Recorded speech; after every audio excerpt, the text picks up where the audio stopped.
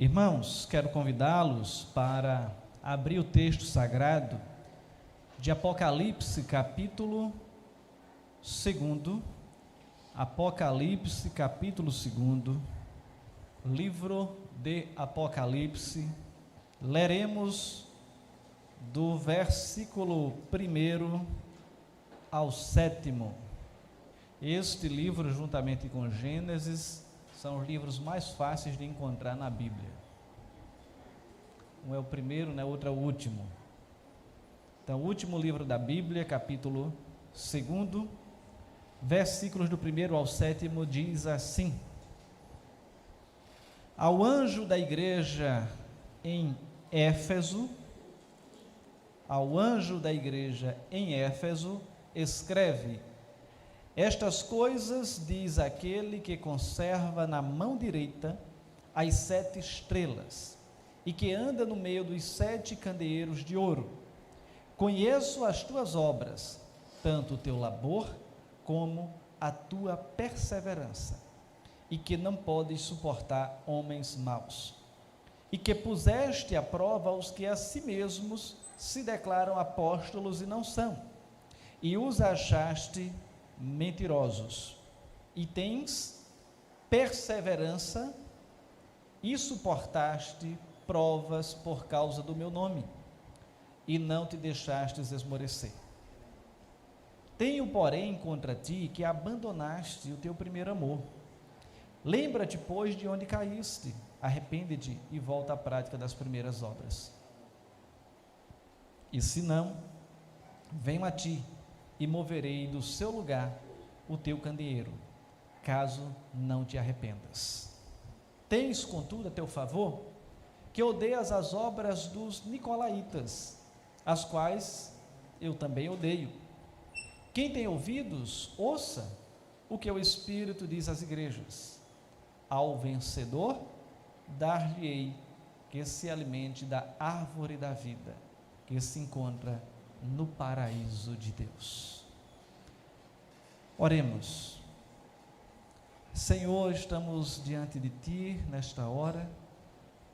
Quero pedir que o Senhor nos ajude na exposição desse texto e que o Espírito Santo traga a iluminação, abra o entendimento de todos nós, e este mesmo Espírito aplique esta palavra à nossa vida, de forma que possamos ser levados, se necessário, ao verdadeiro arrependimento. Em nome de Jesus, amém. Irmãos, conforme já fizemos na leitura alternada e obtivemos, o conhecimento de que esse texto, todo o livro de Apocalipse, ele foi escrito por João, apóstolo, quando estava exilado por causa da perseguição na ilha de Patmos, e chegou um determinado momento em que o próprio Jesus se apresenta para João e manda ele escrever o que ele tinha para as 7 igrejas da Ásia Menor. E Éfeso era uma cidade onde havia ali uma igreja, e o Senhor Jesus direciona uma das cartas justamente àquela igreja, trazendo algumas considerações a respeito daquela igreja, de forma que nós vamos então nos deter um pouco nesta noite, falando a respeito desta igreja, o que Jesus ali encontrou de positivo naquela comunidade, o que ele encontrou ali de negativo, e qual é o desafio que ele lança para aqueles irmãos. Éfeso era a maior, mais rica e mais importante cidade da Ásia Menor. Ela era chamada também a Feira da Vaidade, ou a Feira das Vaidades do mundo antigo, onde um escritor romano também a chamou de a luz da Ásia, ou seja, dando a entender o destaque que ela tinha ali naquela época e como as pessoas a ela se direcionavam para poder satisfazer suas necessidades, mas ao mesmo tempo seus prazeres. A cidade tinha uma população, vejam bem, no início da era cristã, uma população de mais de 200 mil pessoas. Então não era uma cidade pequena. Se você olha para uma cidade aqui próxima de nós, por exemplo, Carpina, tem 100 mil habitantes, e Éfeso tinha 200 mil habitantes, ou seja, o dobro. E assim, os efésios construíram um teatro também que poderia comportar cerca de 24 mil pessoas. Então dá para perceber o apogeu daquela cidade, né? o destaque que aquela cidade tinha na região. 24 mil pessoas é o que? O estádio do Náutico, é isso? Para os mais afeiçoados aí a números do esporte, do futebol, é quase isso, se não me engano são 28 mil, não é isso? 28 mil, 30 mil, por aí. Enfim, era quase o estádio do Náutico, tá certo? O estádio dos aflitos. Em Éfeso ficava o mais importante porto também da Ásia Menor, para todos os que desejavam viajar para algum lugar da Ásia. Éfeso era a entrada obrigatória, ou seja, as pessoas que quisessem ir para outros locais da região teriam que passar por aquela cidade. E mais tarde, quando muitos mártires foram capturados na Ásia, ou seja, pessoas que morreram por causa do Evangelho, e levados a Roma para serem lançados aos leões, Inácio de Loyola, ele batizou essa igreja, ou rebatizou com o nome de a Porta dos Mártires, porque era justamente quando ele se deslocava para Roma, muitos deles presos. E era também, olhando para o aspecto religioso, uma cidade muito idólatra. Era o centro do culto de Diana, a Diana dos Efésios. E o templo era um ícone e uma das 7 maravilhas do mundo antigo. E nesse templo havia centenas de sacerdotisas que funcionavam como prostitutas sagradas. Tudo isso fazia de Éfeso uma cidade sobremodo imoral. Ou seja, eram pessoas que tinham a relação sexual em adoração a Diana dos Efésios, ali no templo dessa deusa, certo? Também dessa forma estavam desenvolvendo esse ato de culto a Diana dos Efésios.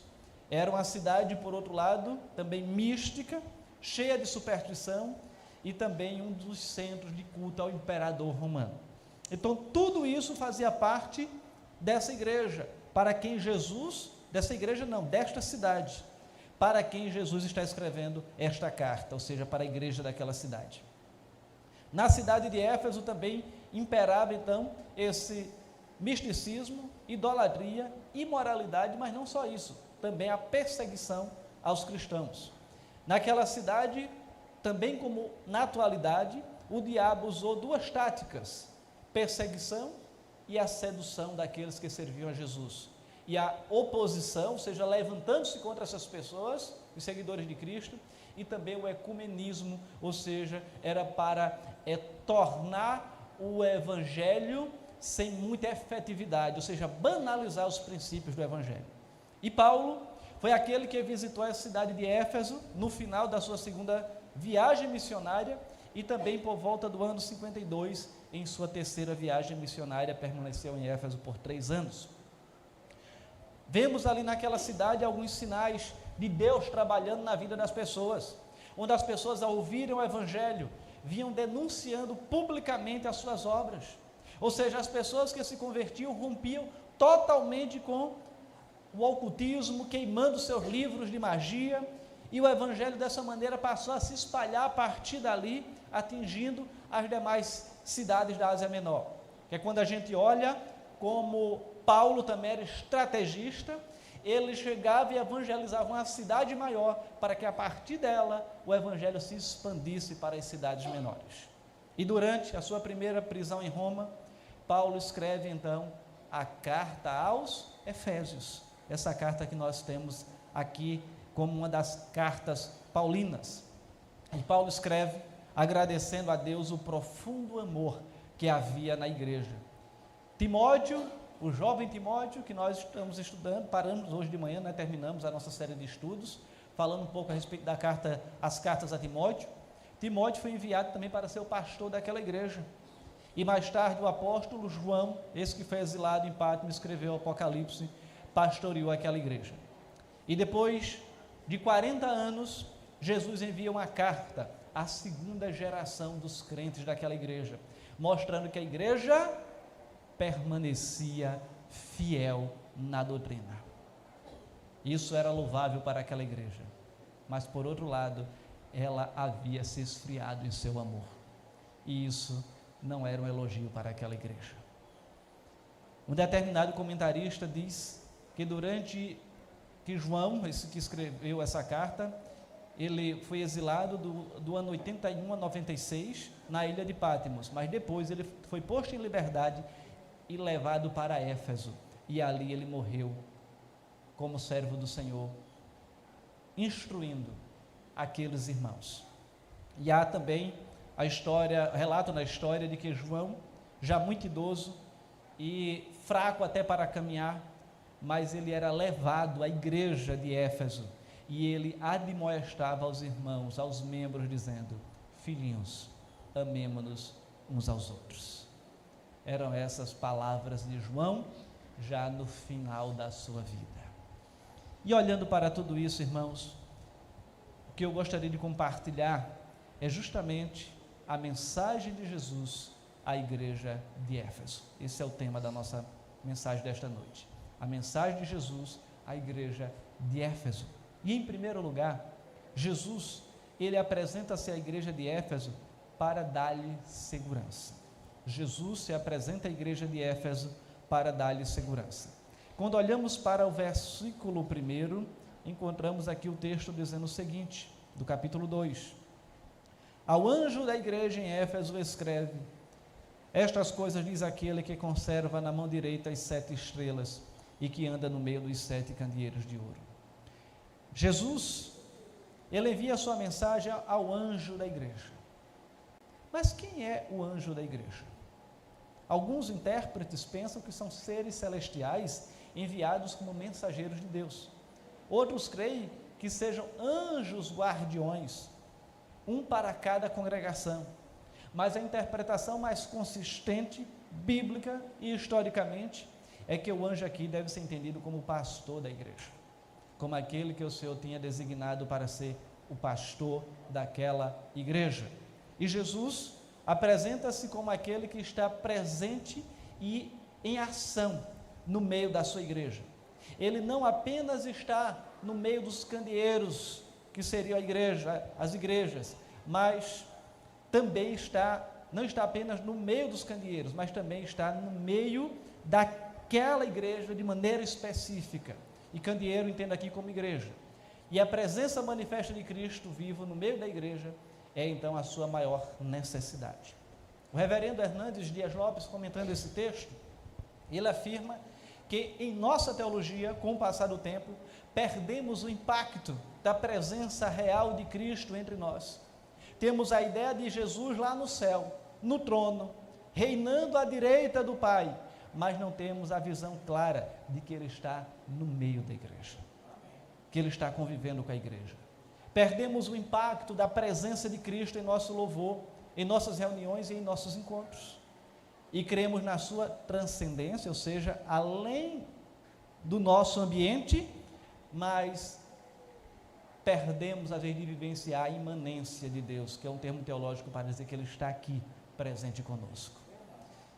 E perdemos também ainda, segundo ele, o senso da glória de Cristo presente entre nós. E isso resulta em quê?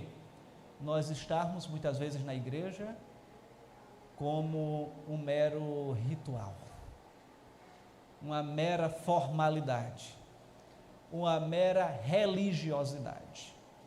E é quando nós somos desafiados a estar na igreja, entender que Cristo está no meio do seu povo e nós precisamos o adorar verdadeiramente. Ele, eu poderia dizer que seria a argamassa que nos liga, ou seja, a massa que liga os tijolos, tentando exemplificar aqui de uma maneira mais simples para o nosso entendimento. Uma parede dessa é construída por vários tijolos, mas nós temos aqui a massa que vai ligar um tijolo ao outro. E a ideia é de que nós somos tijolos, somos a edificação, a igreja de Cristo, e Jesus é esse que nos conecta, que nos torna conectados uns com os outros, e a entender que Ele está de fato presente no nosso meio. De forma, irmãos, que na visão da igreja de Éfeso, quando olhamos para essa mensagem, fica claro que Jesus, Ele não está só presente, mas Ele está também segurando a sua igreja em suas mãos poderosas. E o texto original, para o verbo que ele traz aqui, de conservar, significa segurar com firmeza, ter totalmente dentro das suas mãos, onde ninguém pode arrancar a igreja das mãos dele.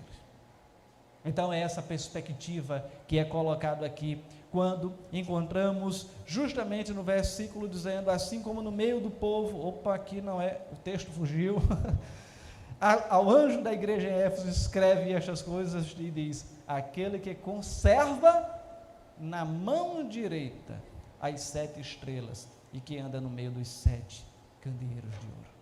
Ou seja, Jesus que está no meio da igreja e conserva, não apenas está na sua mão, mas anda no meio da igreja. E olhando para tudo isso, cabe então ainda ressaltar que nada, conforme o próprio Paulo escrevendo aos Romanos nos ensina, que nada pode nos separar do amor de Deus que está em Cristo Jesus.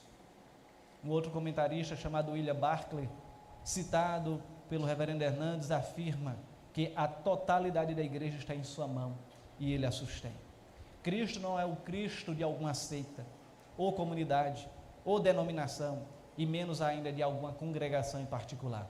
Ele é o Cristo de toda a igreja verdadeiramente cristã, a igreja seguidora da palavra de Deus, onde chegará um dia em que o Senhor há de reunir todas as igrejas, todos os seus servos, de todos os lugares da terra, do passado, do presente, e os que ainda virão, irão ser convertidos ao Senhor.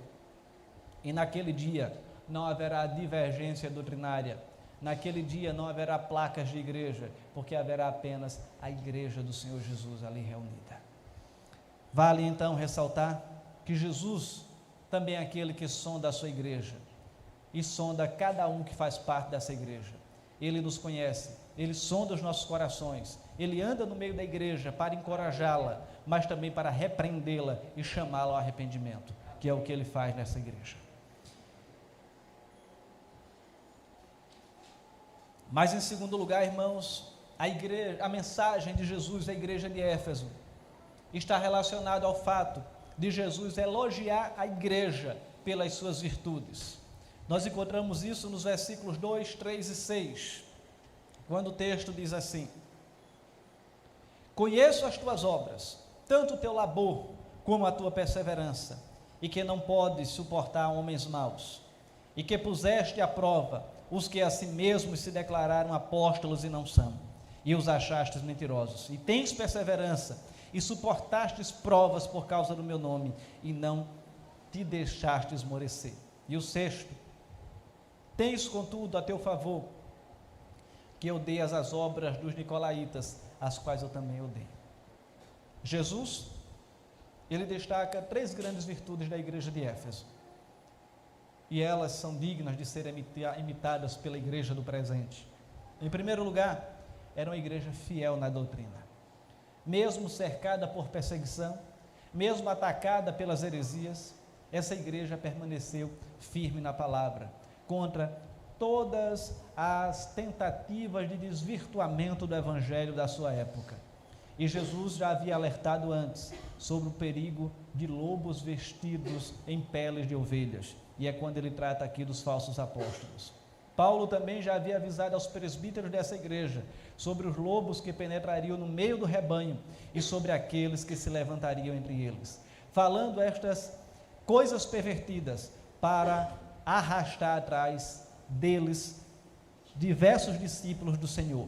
E agora, esses que tinham sido pré-anunciados, haviam chegado, e a igreja estava combatendo firmemente. O apóstolo João, fala da necessidade de provar os espíritos, porque há muitos falsos profetas, isso na sua primeira carta, no capítulo 4, versículo 1. E a igreja de Éfeso estava enfrentando de maneira categórica os falsos apóstolos que ensinavam heresias, tentando desvirtuar o evangelho. A igreja de Éfeso tinha discernimento espiritual, tornou-se intolerante com a heresia e com o pecado moral. A igreja separou-se das falsas doutrinas, das falsas obras. Os nicolaítas, que aqui são mencionados, pregavam uma nova versão do cristianismo.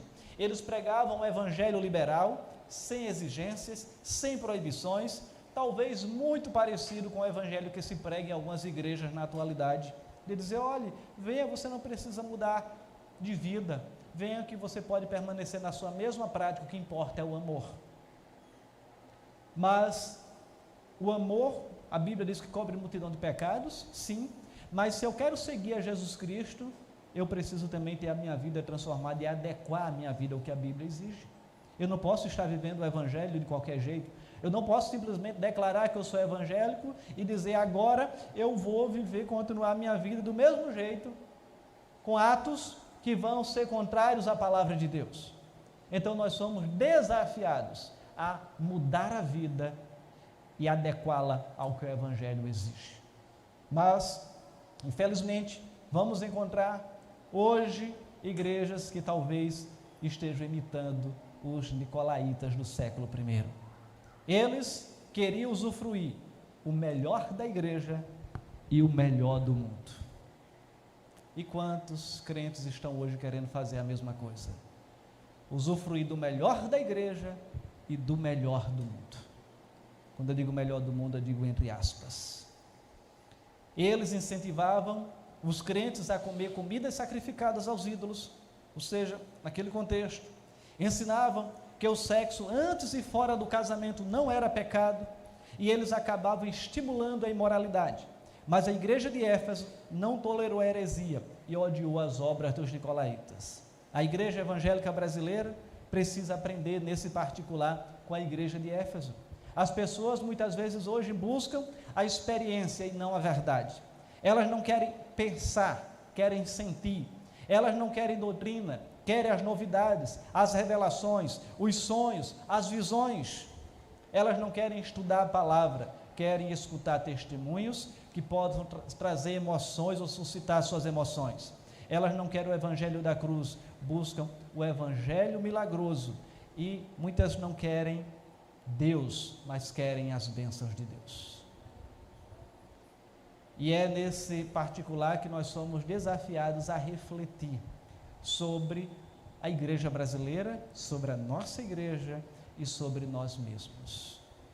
Hoje pela manhã, na escola dominical, falávamos sobre a questão da leitura, da gente ler a Bíblia, ler bons livros, de ler livros clássicos, ou seja, livros antigos, que vão sedimentar, ou seja, vão aperfeiçoar o nosso conhecimento teológico e o nosso conhecimento do próprio Deus. Reverendo Hernandes afirma que estamos vivendo a época da paganização da igreja. A igreja está perdendo o compromisso com a verdade. As pessoas hoje parecem ter uma aversão a uma teologia sadia. Elas buscam novidades. E o que determina o rumo da igreja não é mais a palavra de Deus, mas o gosto dos consumidores. Ou seja, nós vamos encontrar hoje igreja para todo gosto. É quando você chega numa loja, ou melhor, num shopping center, e ali você tem lojas com valores caríssimos, lojas de grife, mas também lojas populares. Então vai ser de acordo com o seu bolso, de acordo com o seu gosto. Então tem uma série de critérios que você utiliza. E hoje nós estamos encontrando igrejas que é quase que o sistema mercadológico, onde você vai ali e se adequa a aquilo que você quer. E o critério para a escolha das igrejas hoje não tem sido mais eu ter minha conversão em Cristo Jesus. Muitos não têm sido uma fidelidade à palavra de Deus, mas aquilo que vai satisfazer as minhas necessidades, sejam elas de que ordem for, ou aquelas que tolerem o meu pecado, que não digam que o que eu faço é errado, à luz da palavra de Deus. E infelizmente isso tem sido o ditame, tem sido o que determina a igreja. A igreja prega, muitas vezes, não a palavra, mas aquilo que vai trazer mais membros. A igreja muitas vezes oferece o que o povo quer ouvir e não o que deve ouvir. A igreja pode estar pregando um outro evangelho, o evangelho talvez do descarrego, talvez do sal grosso, talvez da quebra de maldições, da prosperidade material, da não santificação, da libertação e não do arrependimento. Ou do venha como você está, você não precisa mudar. De fato, não é a igreja que muda ninguém. Quem muda é Jesus. E talvez muitos estejam até mesmo liderando certas igrejas sem terem suas vidas mudadas por Jesus e por isso adotam tal procedimento. A igreja, ela perde a capacidade de refletir, muitas vezes está perdendo a sua intelectualidade. Os crentes da atualidade, muitos não estão sendo os crentes bereanos. E eu quero, quem são os crentes bereanos? Os crentes de Bereia, aqueles que ouvem o que estão pregando, mas vão examinar se está na Bíblia. Se não tiver, eu devo repudiar. Estamos talvez vendo uma geração de crentes que não sabem Bíblia, ingênuos espiritualmente, imaturos. Há muitas vezes uma preguiça de refletir, de pensar e de ter uma mentalidade crítica com relação àquilo que se ouve. E eu falei pela manhã e falo agora à noite. Talvez uma das provas disso seja quando a gente recebe uma mensagem de WhatsApp, acha bonitinho, já quer passar sem refletir. Ou quer compartilhar no seu Instagram, no seu Facebook, ou em qualquer TikTok, ou qualquer outra rede social. E nós precisamos refletir, primeiro, se aquilo dali é verdade e se vale a pena compartilhar. Então, são pontos para a nossa reflexão. Precisamos conhecer, precisamos refletir, precisamos pensar, irmãos. Não devemos ser levados por qualquer vento de doutrina. Precisamos nos aprofundar, precisamos conhecer aquilo que a Bíblia nos ensina, para não sermos agitados de um lado para o outro, jogados pelos ventos de doutrina. Não podemos correr atrás da última novidade. E muitos estão empolgados por coisas sobrenaturais, mas deixam de lado a verdadeira revelação de Deus, a palavra do Deus vivo. A igreja de Éfeso, ela também era muito envolvida com a obra de Deus. Ela não era apenas teórica, mas ela agia. A palavra grega para obra é uma palavra que descreve o trabalho que nos faz suar, o trabalho duro, árduo, que nos deixa exaustos. E a classe de trabalho que demanda de nós toda a reserva de energia e toda a concentração mental. É quando olhamos para o versículo 2, ele diz, deixa eu voltar aqui, toda vez o vento está desmarcando o meu texto. Ele diz, conheço as tuas obras, tanto o teu labor, quanto a tua perseverança. E, segundo John Stott, também um comentarista, ele disse que havia trabalho intenso. A igreja era ele fala de uma colmeia industriosa. O que seria isso? Era como se fosse uma colmeia onde os crentes estariam engajados e não meramente espectadores. A congregação se envolvia, não era um mero auditório. A igreja não vivia apenas nas quatro paredes, mas se alegrava e se deleitava em si mesma. Ela não se achava muito de si mesma, ou seja, não era narcisista, e por meio dela o evangelho se espalhou por toda a Ásia Menor. Ou seja, era uma igreja que colocava a mão no arado. E Jesus, então, estava ali elogiando essa igreja por conta disso. E nós poderíamos receber esse mesmo elogio de Jesus?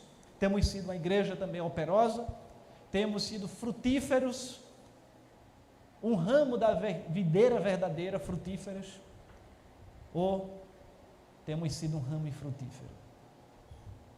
Estamos hoje no dia 18 de setembro de 2022. Dessa vez não errei a data, de manhã errei umas 2 vezes. Eu pergunto, durante todos esses dias desse ano 2022, quais são os frutos que você tem para apresentar diante de Deus? Daqui a pouco o ano acaba. Quais são os frutos?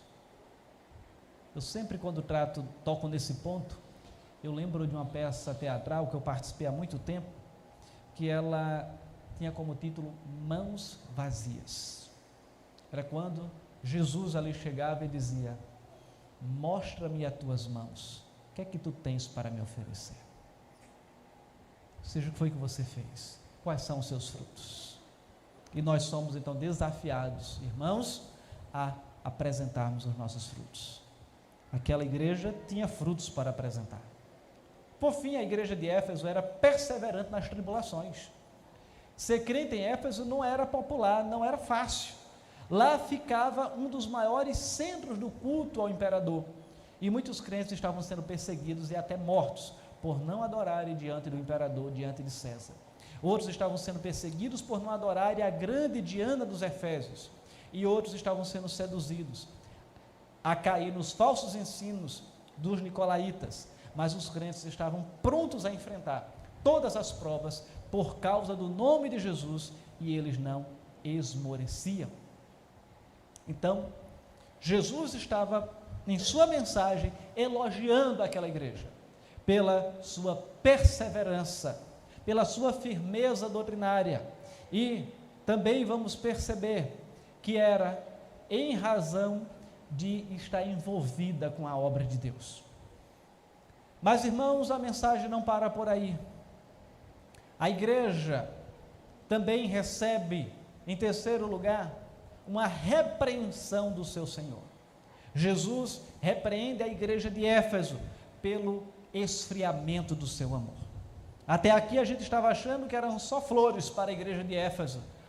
Muito bem, uma igreja que o Senhor Jesus está no meio dela, uma igreja que pratica as obras, uma igreja que é firme doutrinariamente, uma igreja que ela está firme em face das perseguições, mas o Senhor olha para aquela igreja e diz: você é uma igreja fria no amor, você perdeu o seu primeiro amor.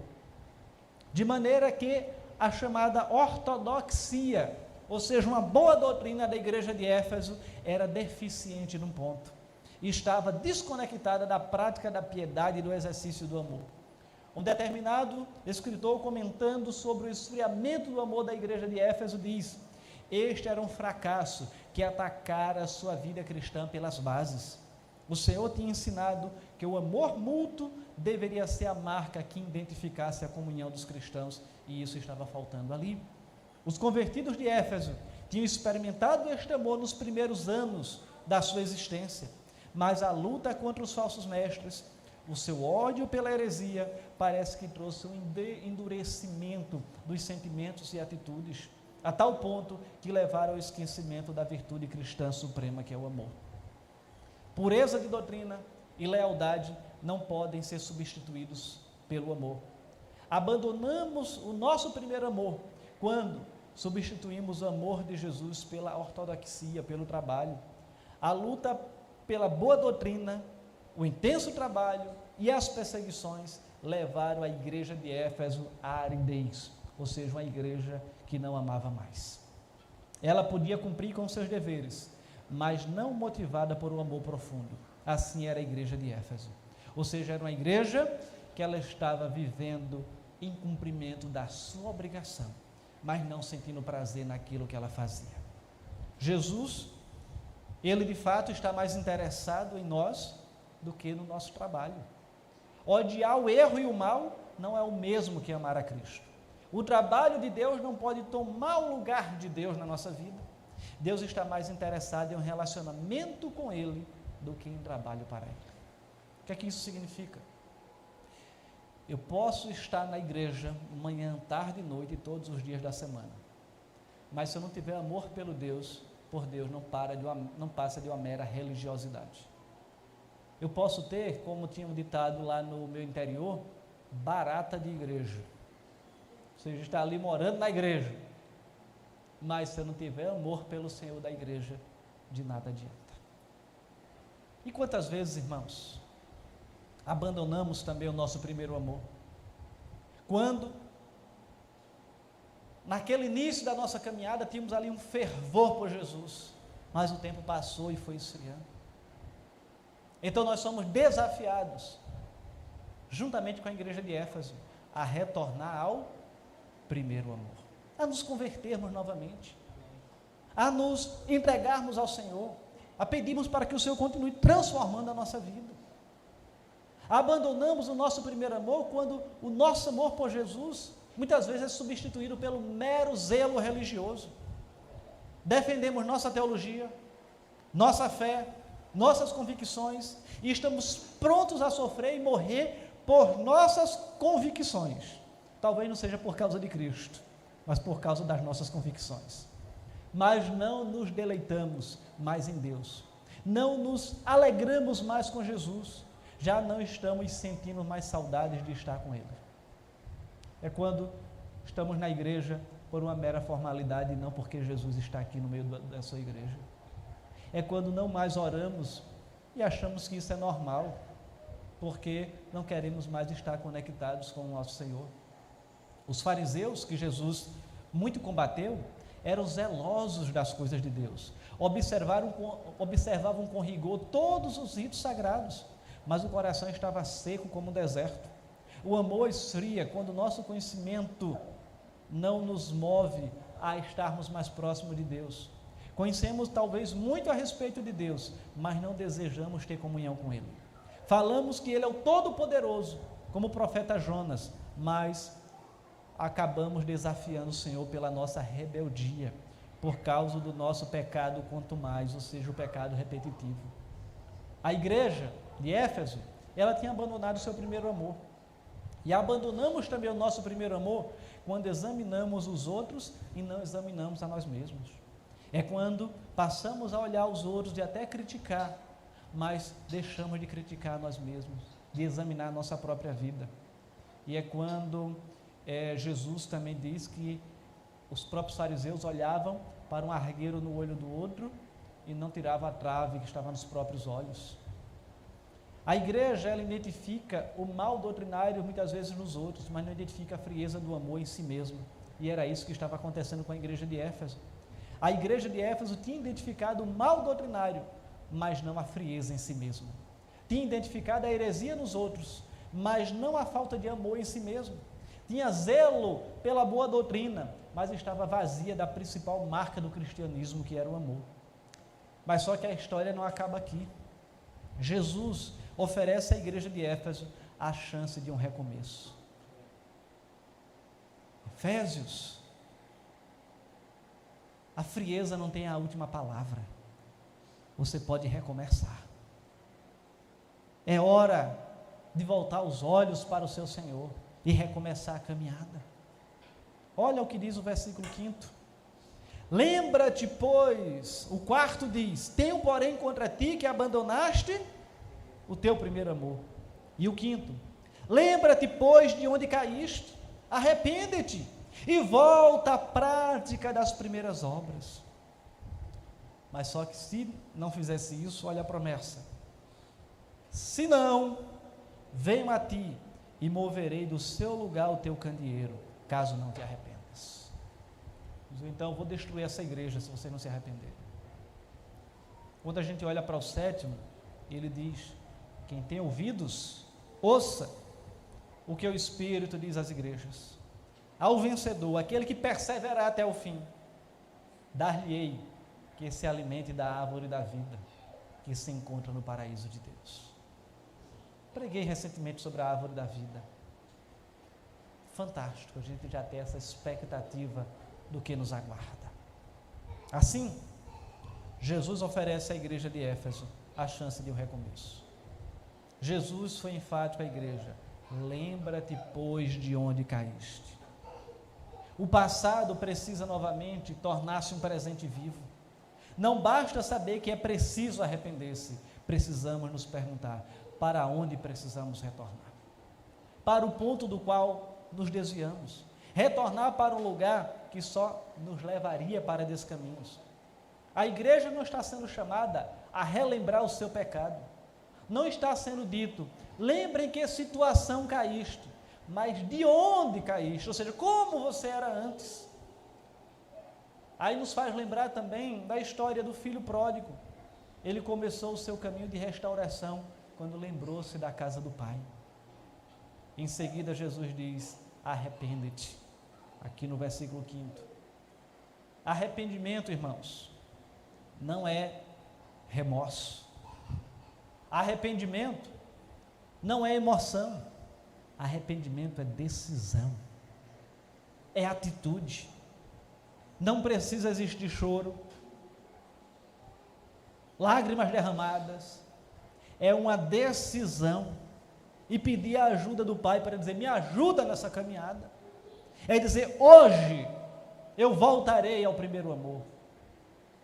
Hoje eu vou retornar a minha caminhada de onde eu caí. Hoje eu quero reassumir esse compromisso com Deus. Então é atitude, é decisão. Não precisa existir choro, basta decisão. Se vier, não tem problema. Se chorar por causa daquele arrependimento, arrependimento provoca choro mesmo, não tem problema. Mas é decisão. O filho pródigo, repito, só se lembrou da casa do pai. Não só se lembrou da casa do pai, mas ele voltou para a casa do pai. Talvez diga: oh, como era bom aquele tempo, e fica só nisso mesmo. Mas a gente precisa mudar, ter atitude de mudança. Lembrança sem arrependimento é mero remorso. E essa foi a diferença entre Pedro e Judas. Judas teve remorso, Pedro se arrependeu do seu pecado quando negou Jesus. Arrepender-se é mudar a mente, é mudar a direção, é voltar-se para Deus e deixar o pecado.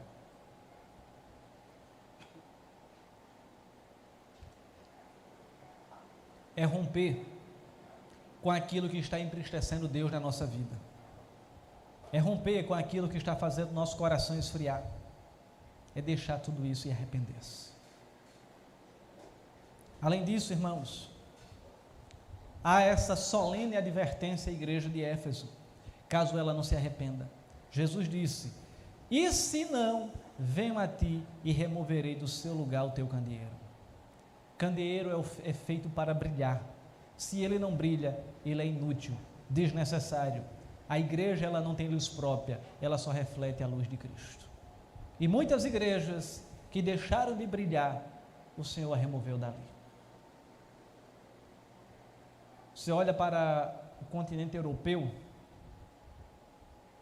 a igreja teve o seu berço ali. E hoje tem muitas igrejas que se transformaram em boates.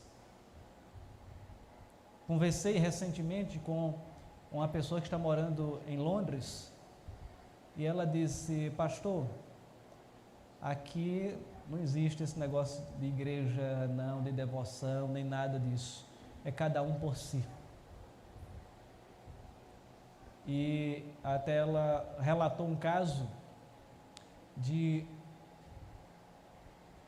há situações em que não há esse compromisso marital entre homem e mulher.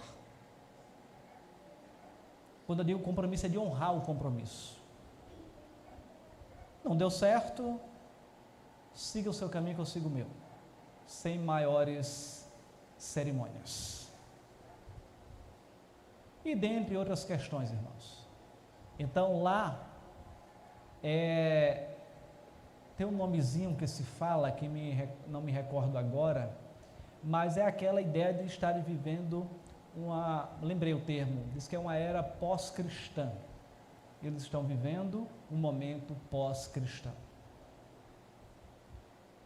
E isso é o esfriamento que atingiu aquela igreja. Hoje tem um movimento em que a igreja brasileira, ela está plantando novas igrejas na Europa. Tem o pastor Luiz Augusto Bueno, foi meu diretor aqui no Seminário Presbiteriano do Norte. Ele hoje está plantando uma igreja presbiteriana em Portugal. E outros países da Europa também estão sendo ali igrejas, pastores brasileiros plantando igrejas lá por meio da APMT, Agência Presbiteriana de Missões Transculturais.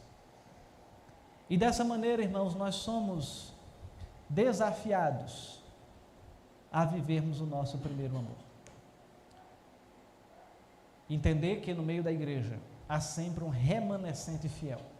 Esses são os vencedores. Eles rejeitaram as comidas sacrificadas aos ídolos, oferecidas pelos nicolaítas, mas agora se alimentam da árvore da vida. A árvore da vida fala da vida eterna, e vida eterna é conhecer a Deus e seu amor. Viver no paraíso e fruir, ou seja, usufruir dos benefícios que Deus traz para nós. Significa comunhão plena com o Senhor, aqui e lá. O céu só é céu porque lá é a casa de Deus. E Ele, a própria palavra de Deus diz que Ele é amor. Lá desfrutaremos do amor pleno e abundante do nosso Deus. Jesus se entregou por nós lá na cruz, em uma demonstração de afeto e amor.